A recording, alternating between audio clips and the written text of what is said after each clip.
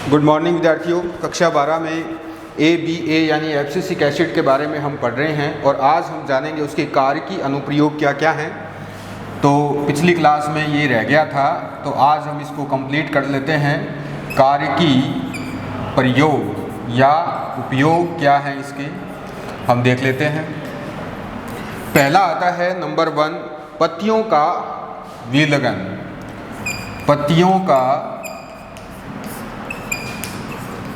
विलयन, ठीक है, पत्तियों का विलयन। देखिए जो ABA है उसके घोल को अगर पत्तियों पर छिड़क दिया जाए या पत्तियों के पेटियोल पर छिड़क दिया जाए तो उनका शीघ्रता से क्या हो जाता है, विलयन हो जाता है, अर्थात वो पादप से अलग हो जाती है। ठीक है, अगर ABA के घोल को पत्तियों के पेटियोल पर छिड़क दिया जाए तो उनका शीघ्रता से विलयन हो जाएगा।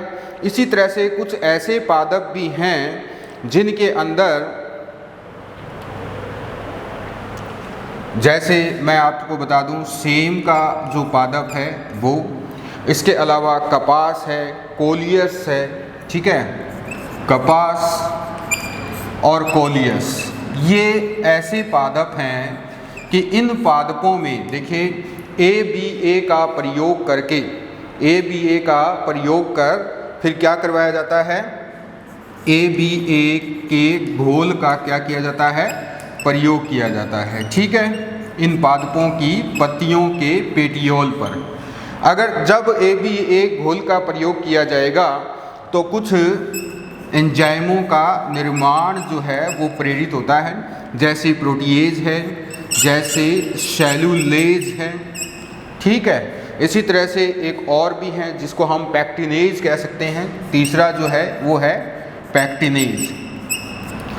तो ABA के घोल का जब पत्तियों के पेटियोल पर प्रयोग किया जाएगा तो ये एंजाइम जो है इनके निर्माण को प्रेरणा मिलेगी, यानी कि इन एंजाइमों का निर्माण शुरू हो जाएगा और इन एंजाइमों के प्रभाव से वहाँ पेटियोल में उपस्थित कोशिका भित्तियाँ नष्ट हो जाती हैं, यानी कि कोशिका भित्तियों में उपस्थित सेलुलोज का पाचन हो जाएगा।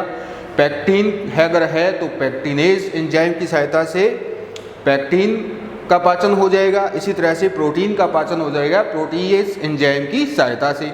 अर्थात हम ये कह सकते हैं कि जो कोशिका भित्तियाँ हैं उनकी मिडिल लेमेला नष्ट हो जाती है, जिससे कि पत्तियों का विलयन आसान हो जाता है। ठीक है, इसके बाद नंबर 2 आता है, ये तो था पहला पत्तियों का विलयन, और अब अगला है इसमें नंबर 2, वो है कलियों और बीजों की प्रसुप्तता। नंबर 2 है कलियों और बीजों की प्रसुप्तता। दूसरा जो इसका अनुप्रयोग है वो ये है कि जो कलियां हैं, जो बीजों की प्रसुप्तता है, उनको ये एब्सिसिक एसिड क्या करता है, प्रेरित करता है। ठीक है, यानी ये डोरमेंसी को इंड्यूस करता है, प्रेरित करता है, जिससे कि कलियों की वृद्धि और अंकुरण हो जाता है। ठीक है, तो इस तरह से बीजों को प्रेरित करता है प्रसुप्तता के लिए। तीसरा जो आता है वो है वाष्पोत्सर्जन रोधी। वाष्पोत्सर्जन रोधी, इसका मतलब ये है कि ये वाष्पोत्सर्जन को रोकने का काम करता है। कैसे करता है कि जब ABA की कम मात्रा पत्तियों के रंध्रों को आंशिक रूप से क्या कर देती है, जो रंध्र होते हैं उससे आंशिक रूप से क्या कर देती है, ये रंध्रों को बंद कर देती है। ABA की कम मात्रा जो है, ABA की कम मात्रा में, ठीक है, या कम मात्रा आंशिक रूप से रंध्रों को क्या कर देती है, बंद कर देती है। ठीक है, रंध्रों को बंद कर देती है। और हम सब जानते हैं कि वाष्पोत्सर्जन होने के लिए रंध्रों का खुला रहना आवश्यक है। तो ABA की कम मात्रा आंशिक रूप से जो रंध्र हैं उनको बंद कर देती है, क्योंकि अब होता क्या है कि जब यह गार्ड कोशिकाओं में इसका प्रभाव होता है, जो रक्षक कोशिकाएं होती हैं उन गार्ड कोशिकाओं पर जब ABA का प्रभाव पड़ेगा तो जो पोटेशियम आयन हैं वो अंदर प्रवेश नहीं करेंगे। कहाँ? गार्ड कोशिकाओं में। और हम सब जानते हैं कि जिस प्रकार रंध्र खुलते हैं और बंद होते हैं, जैसे स्टीवर्ट की जो परिकल्पना है उसके अकॉर्डिंग यही बात है कि जो पोटेशियम आयन है वो तो क्या करते हैं, अंदर जाते हैं, सहायक कोशिकाओं से पोटेशियम आयन गार्ड कोशिकाओं में जाते हैं और गार्ड कोशिकाओं से हाइड्रोजन आयन सहायक कोशिकाओं में आते हैं। तो ये जो पोटेशियम हाइड्रोजन एक्सचेंज पंप है उसको ये ABA बंद कर देता है, जिससे पोटेशियम आयन गार्ड कोशिकाओं में प्रवेश करने से वंचित रह जाते हैं। ठीक है, तो इस तरह से जब गार्ड कोशिकाओं में पोटेशियम की कमी हो जाएगी, क्योंकि पोटेशियम अंदर जा ही नहीं रहा है, तो गार्ड कोशिकाओं में पोटेशियम की कमी हो जाएगी और इस वजह से क्या होगा, वहाँ का जो OP का मान है, OP यानी ऑस्मोटिक प्रेशर जिसे हम परासरण दाब कहते हैं, वो परासरण दाब कम हो जाएगा। ठीक है, अगर पोटेशियम आयन अंदर जाता है तो OP का मान बढ़ जाता है और इस वजह से कोशिका जो है गार्ड कोशिका वो जल अवशोषित कर फूल जाती है और रंध्र खुल जाते हैं। लेकिन यहाँ क्रिया विपरीत हो रही है कि ABA के प्रभाव से इस तरह से पोटेशियम हाइड्रोजन एक्सचेंज पंप बंद हो जाएगा, जिसकी वजह से गार्ड कोशिकाओं में पोटेशियम की कमी हो जाएगी, क्योंकि पोटेशियम बाहर की सहायक कोशिकाओं से गार्ड कोशिकाओं में प्रवेश करने से वंचित रह जाते हैं और इसी तरह से हाइड्रोजन जो है वो भी बाहर नहीं आ पाती और हाइड्रोजन की अधिकता और पोटेशियम की कमी से गार्ड कोशिकाओं में OP का मान कम हो जाता है, जिससे क्या होगा, जिससे अंतःपराशरण यानी कि गार्ड कोशिकाएं जल का अवशोषण नहीं कर पाती और इस वजह से वो शिथिल हो जाती हैं, यानी कि सिकुड़ जाती हैं। ठीक है, और सिकुड़ने का मतलब क्या है, सिकुड़ने का मतलब है रंध्रों का बंद होना। तो इस तरह से ये वाष्पोत्सर्जन पर विपरीत प्रभाव डालता है ABA। इसी क्रम में एक वैज्ञानिक है, दो वैज्ञानिक है, जिसमें एक तो है वेट एंड दूसरा है हीरोन।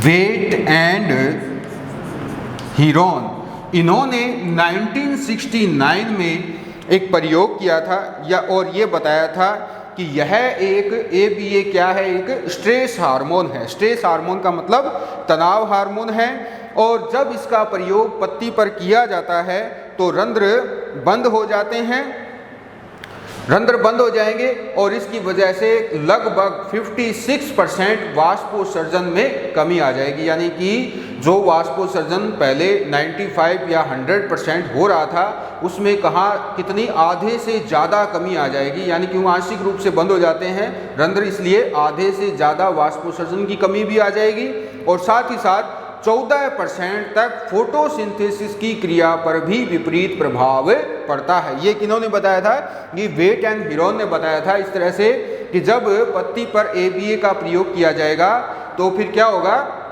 ABA के प्रभाव से वाष्पोत्सर्जन की क्रिया 56% तक डाउन हो जाती है और फोटोसिंथेसिस की जो प्रक्रिया है उसके ऊपर भी 14% की कमी आ जाती है। तो इस तरह से ABA वाष्पोत्सर्जन रोधी होता है, प्रकाश संश्लेषण दर को मंद करने वाला होता है और साथ ही साथ रंध्रों को बंद करने वाला भी होता है। ठीक है, आगे आते हैं। नंबर नेक्स्ट जो है वो है वृद्धि का संदमन। नेक्स्ट जो आता है अगला नंबर 4, वृद्धि का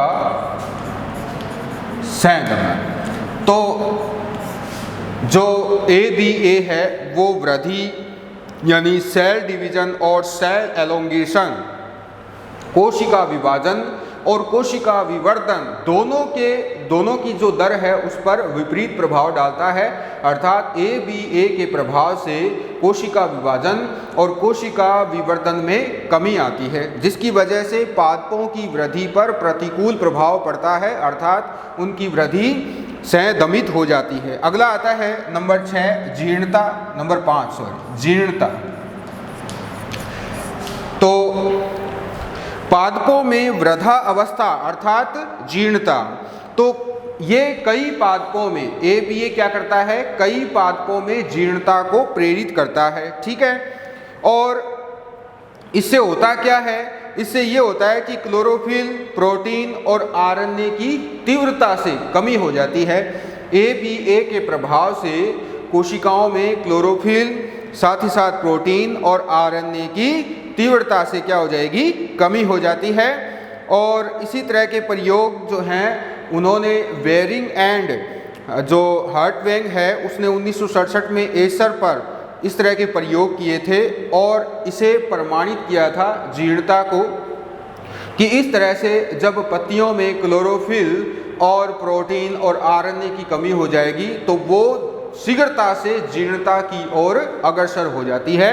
तो इस तरह से ABA जीर्णता को प्रेरित करने का काम भी करता है, ठीक है। तो ग्रोथ रेगुलेटर्स सारे हो चुके हैं, हमने ये आखिरी भी पढ़ लिया है ABA एब्सिसिक एसिड। अगला जो टॉपिक आता है हमारा वो आता है फोटोपीरियोडिज्म, जिसे हम दीप्तिकालिता भी कहते हैं, दीप्तिकालिता, ठीक है। इसके बारे में हम अब डिटेल में पढ़ने वाले हैं। दीप्तिकालिता क्या है? देखिए, दीप्तिकालिता का मतलब ये है कि जो दैनिक चक्र होता है, दैनिक चक्र का मतलब ये है कि दिन में 24 घंटे की अवधि होती है और उस 24 घंटे की अवधि में कुछ अवधि अंधकार की होती है और कुछ प्रकाश की होती है। तो हम दोनों का अगर डिवाइड करें तो लगभग अप्रोक्सीमेटली जो 12 आवर्स हैं वो होते हैं अंधकार के और इसी तरह से 12 घंटे ही लगभग प्रकाश के माने जाते हैं। तो दैनिक चक्र में प्रकाश काल की जो अवधि है जो पौधे को प्राप्त होती है उसको फोटो पीरियड कहते हैं, यानी कि प्रकाश काल उसको कहा जाता है, ठीक है। यानी दैनिक चक्र में प्रकाश काल की अवधि को हम क्या कहते हैं, दैनिक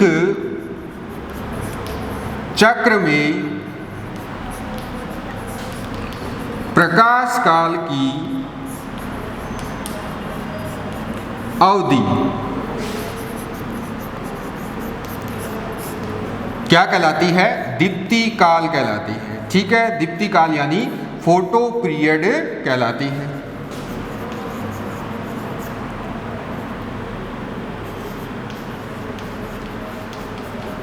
अब ये फोटो पीरियड का मतलब है दैनिक चक्र में 24 घंटे होते हैं, 24 घंटे में प्रकाश काल की अवधि जो है वो 8 घंटे हो सकती है, 10 घंटे हो सकती है, 12 घंटे हो सकती है, ठीक है। तो जो प्रकाश काल है वो क्या कहलाएगा, दीप्तिकाल कहलाएगा।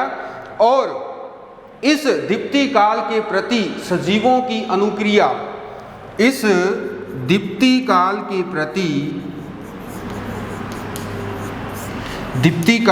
प्रति सजीवों की अनुक्रिया, खासकर पादपों की, ठीक है, सजीवों की अनुक्रिया, हमने सभी सजीवों के बारे में देख लिया है। इस दीप्तिकाल के प्रति सजीवों की अनुक्रिया क्या कहलाती है, दीप्तिकालिता कहलाती है, ठीक है। इसको हम दीप्तिकालिता कहते हैं, क्लियर। तो एक तरह से ये भी इसकी परिभाषा है कि दैनिक चक्र में प्रकाश काल की अवधि तो कहलाती है दीप्तिकाल और इस दीप्तिकाल के प्रति सजीवों की अनुक्रिया को हम क्या कह सकते हैं, दीप्तिकालिता कह सकते हैं।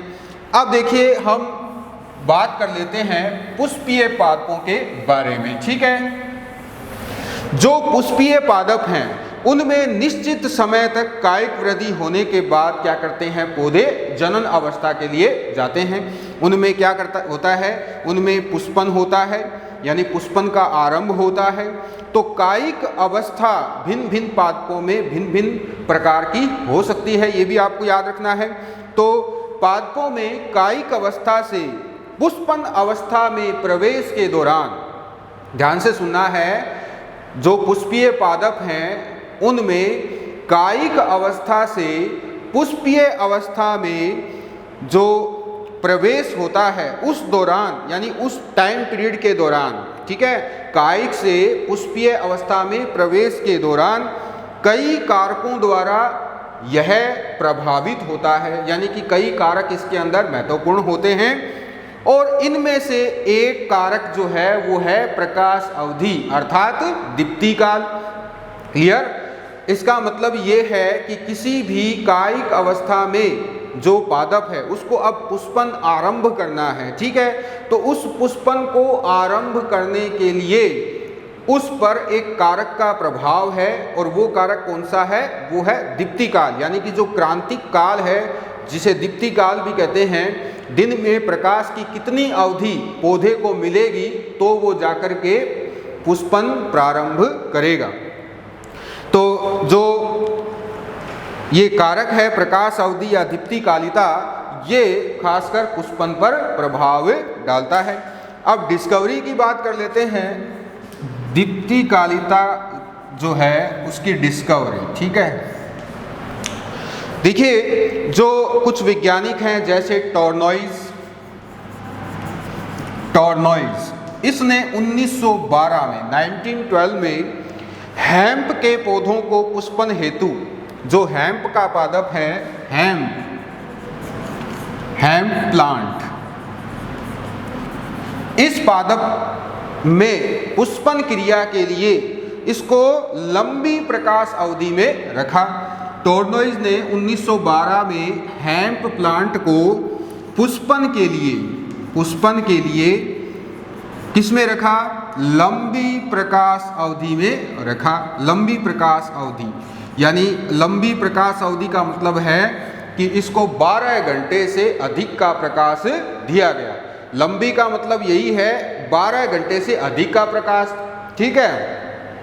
और कम प्रकाश अवधि का मतलब है 12 घंटे से कम का प्रकाश, ये भी आपको याद रखना है।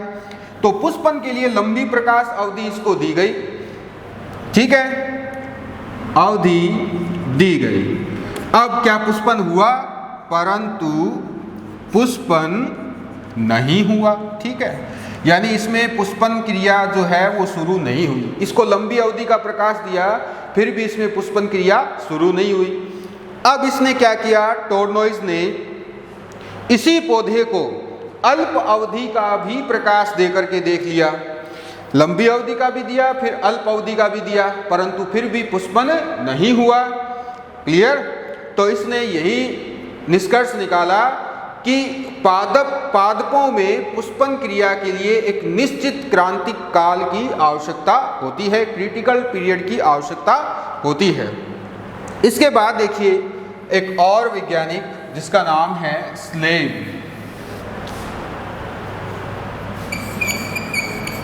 क्लेब्स, 1913, ठीक है, 1913। अब इसने क्या किया? इसने एक पादप जिसका नाम है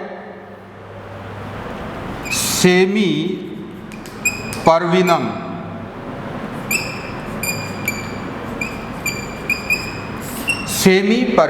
इस पर प्रयोग किया और इस पौधे को कृत्रिम प्रकाश दिया गया इसको, और उसमें पुष्पन को प्रेरित करवाया, ठीक है। अब ये पादप क्या करता है कि जो नॉर्मल इसका टाइम है उसमें ये पुष्पन करता है, परंतु इसके अंदर इस वैज्ञानिक ने कृत्रिम प्रकाश द्वारा भी पुष्पन को प्रेरित करवा दिया। तो इस तरह से इसने निष्कर्ष निकाला कि पादपों को वैसे तो एक प्रकाश अवधि की आवश्यकता होती है, परंतु वो अवधि उसको अगर नेचुरली नहीं मिल पाती है तो उसको कृत्रिम प्रकाश देकर के भी उसमें पुष्पन को प्रेरित करवाया जा सकता है। इसके बाद सबसे महत्वपूर्ण जो आता है वो है Garner and Allard, W Garner and Allard, ठीक है। इन दोनों वैज्ञानिकों ने 1920 में एक तंबाकू की एक किस्म है मैरीलैंड मैमथ तंबाकू पर इन्होंने प्रयोग किए। तंबाकू का बोटेनिकल नेम होता है निकोटियाना टैबेकम, ठीक है, निकोटियाना टैबेकम। और इसकी किस्म कौन सी है? इसकी किस्म जो है वो है मैरीलैंड मैमथ। तो इस किस्म पर गार्नर और एलार्ड ने प्रयोग किए। इससे संबंधित दीप्तिकालिता से संबंधित इस पादप पर इन्होंने प्रयोग किए और इन्होंने क्या देखा कि इस किस्म की बीजों को, कौन सी, मैरीलैंड मेमथ की किस्म की बीजों को जब बसंत ऋतु में उगाया गया, ठीक है, बसंत ऋतु, ठीक है, तो बसंत ऋतु में जब इनको उगाया गया तो इनमें कायिक वृद्धि तो हो गई परंतु पुष्पन नहीं हुआ, ठीक है, पुष्पन नहीं हुआ, क्लियर, कायिक वृद्धि हो गई परंतु पुष्पन नहीं हुआ।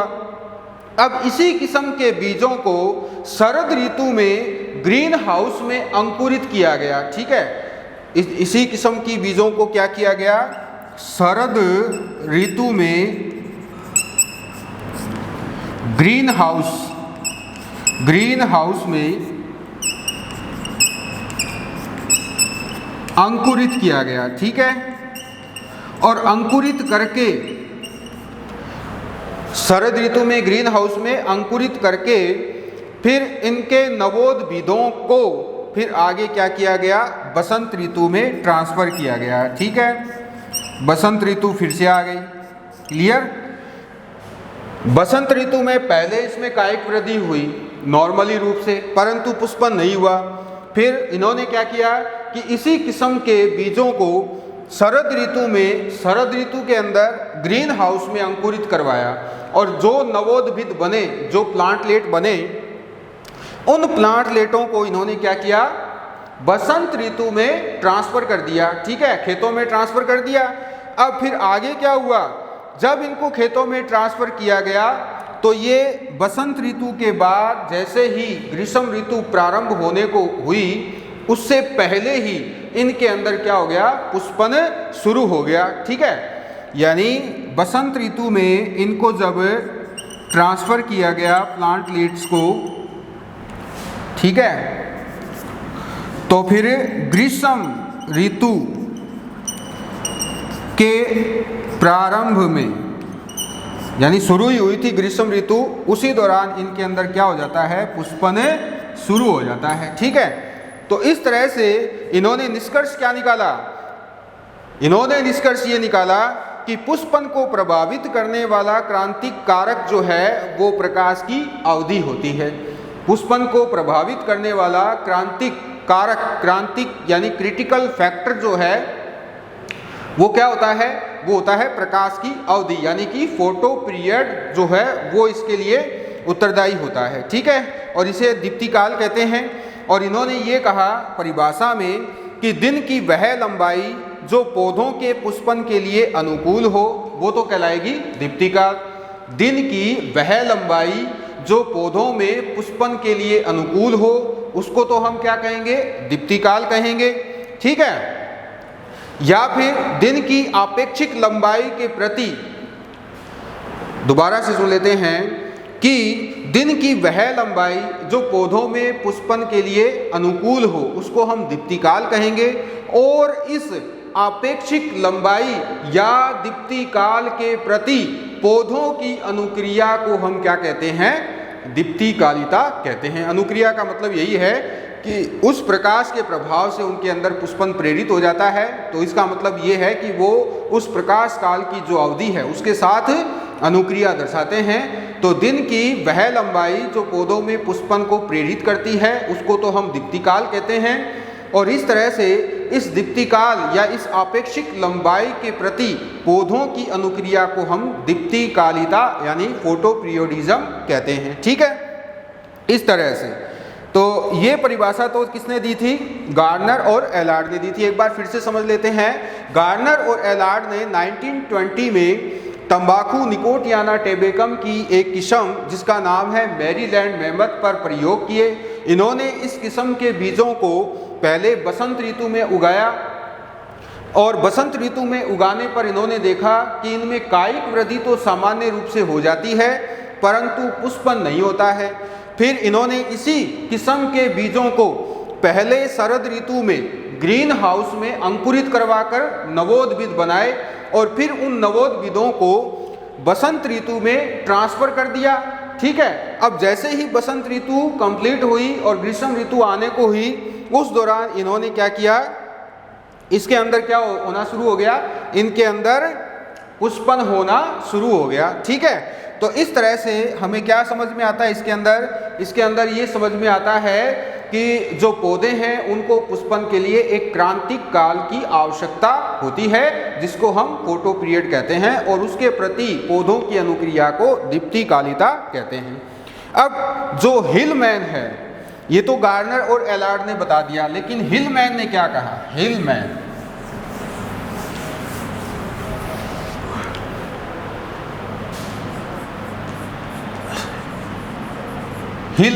ठीक है, इन्होंने 1969 में 1969 में गार्नर और एलार्ड के 49 साल बाद इन्होंने ये कहा कि प्रकाश व अंधकार अवधियों के अंतरालों के प्रति पौधों की अनुक्रिया को दीप्तिकाल कहते हैं। प्रकाश और अंधकार अवधियों के